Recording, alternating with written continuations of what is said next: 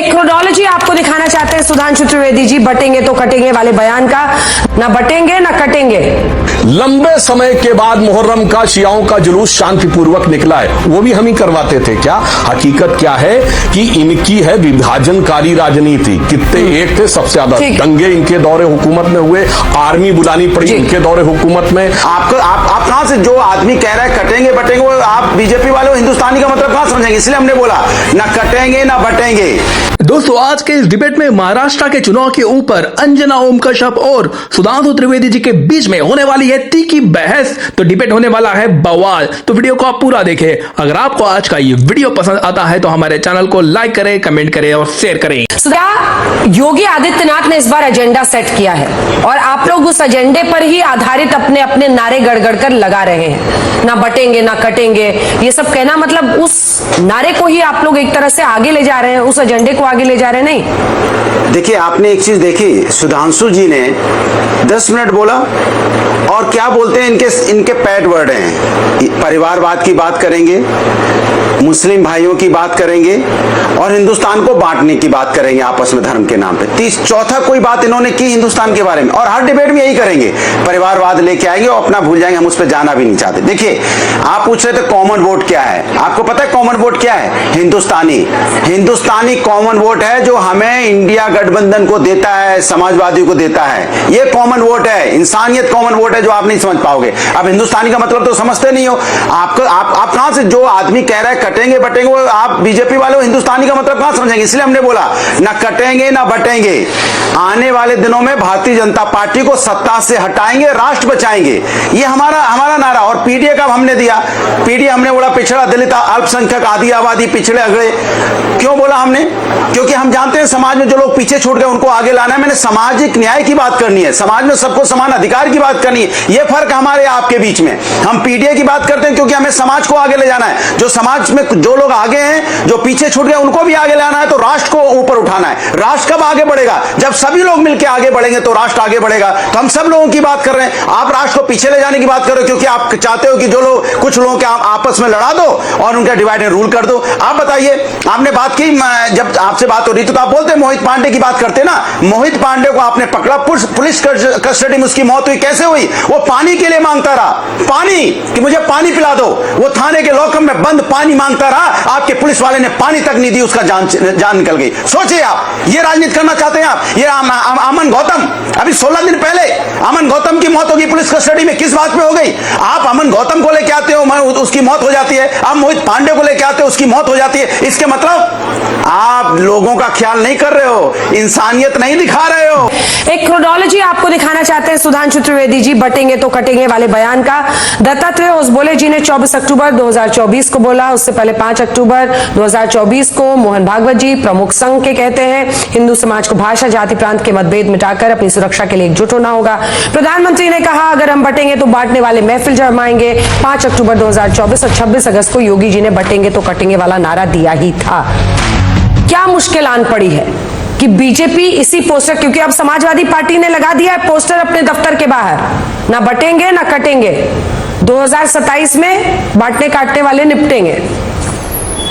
देखिए, मैं दोनों बातों का जवाब देता हूं। जो आपने कहा क्या मुश्किल आन पड़ी है, ये कोई आज की बात थोड़ी है, ना इसका राजनीति से मतलब है। संघ की ये सोच आज से नहीं 100 साल पहले से है।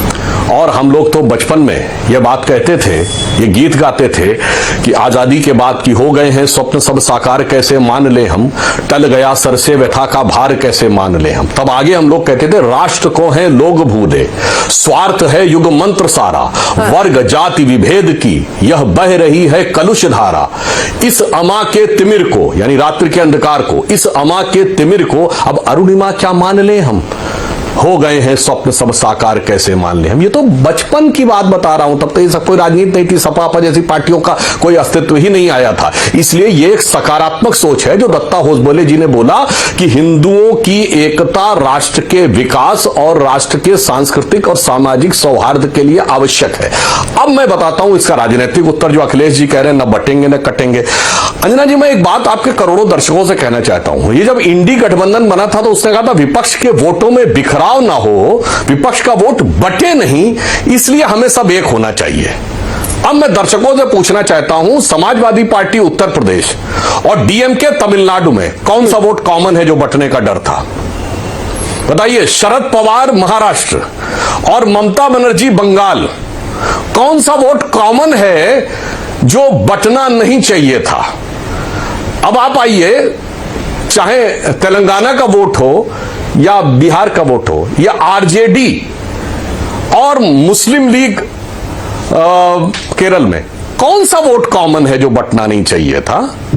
फिर कहा जाता था, वो कमलनाथ जी का वो स्टेटमेंट याद करिए मध्य प्रदेश चुनाव में, 100 का 100% मुसलमानों का वोट चाहिए, बिल्कुल बंटना नहीं चाहिए। और जब सीमांचल में ओवैसी ने पार्टी सीट खड़े कर दिए थे अपने कैंडिडेट, ये वोट बांटने के लिए, मेरे भाई साफ करो ना, किस वोट को बंटने नहीं देना चाहते थे? एक ही वोट था ना, वो नहीं बंटना चाहिए, बाकी लेकिन सुधांशु जी वो लिख रहे हैं हिंदू मुस्लिम एक रहेंगे तो नेक रहेंगे कि न पिछड़ा। ये देखिए ना, उन्होंने नीचे लिखा है हिंदू मुस्लिम एक रहेंगे तो नेक रहेंगे। उसी पे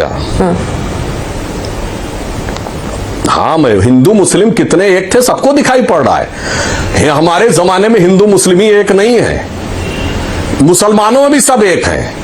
बैठे भदौरिया जी, पूछिए 80 के दशक में शिया सुन्नी के दंगे होते थे और शियाओं का मदे साहबा का जुलूस निकलना बंद हो गया था। कल्याण सिंह जी की सरकार में 99-2000 के आसपास शुरू हुआ था। और अभी कश्मीर में लंबे समय के बाद मुहर्रम का शियाओं का जुलूस शांतिपूर्वक निकला है, वो भी हम ही करवाते थे क्या? हकीकत क्या है कि इनकी है विभाजनकारी राजनीति। कितने एक थे, सबसे ज्यादा दंगे इनके दौरे हुकूमत में हुए, आर्मी बुलानी पड़ी इनके दौरे हुकूमत में।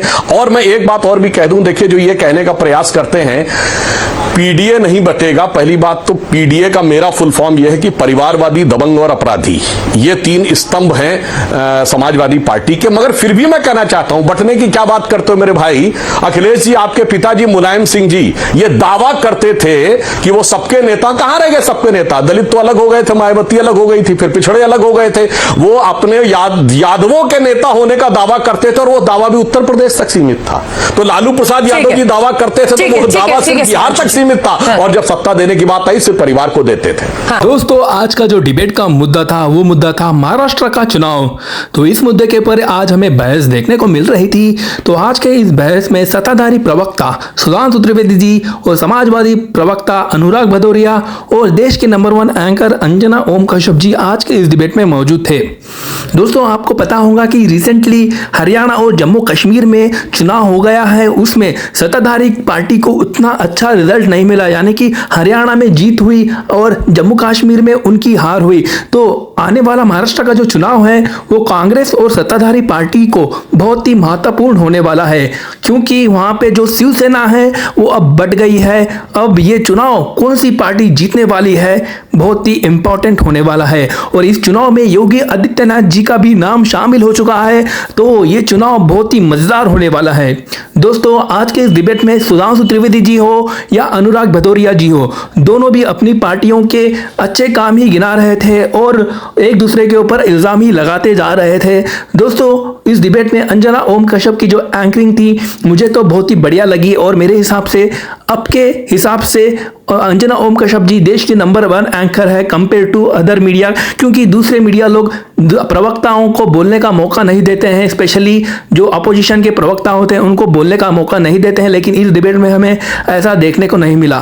दोस्तों, अगर आपको आज का ये डिबेट का वीडियो पसंद आता है तो यही आपसे हम रिक्वेस्ट करेंगे कि हमारे इस चैनल, हमारे इस वीडियो को आप सपोर्ट भी कर सकते हैं, यानी कि वीडियो को लाइक कर सकते हैं, कमेंट कर सकते हैं और शेयर भी कर सकते हैं। और आपको क्या लग रहा है कि इस बार का जो महाराष्ट्र का जो चुनाव होने वाला है उसमें कौन सी पार्टी इस बार बाजी मारने वाली है, यानी जीतने वाली है, उसके ऊपर अपनी एक राय जरूर लिखिए। ये बहुत ही इंपॉर्टेंट रहता है। तो तब तक के लिए मिलते हैं अगली वीडियो में दोस्तों।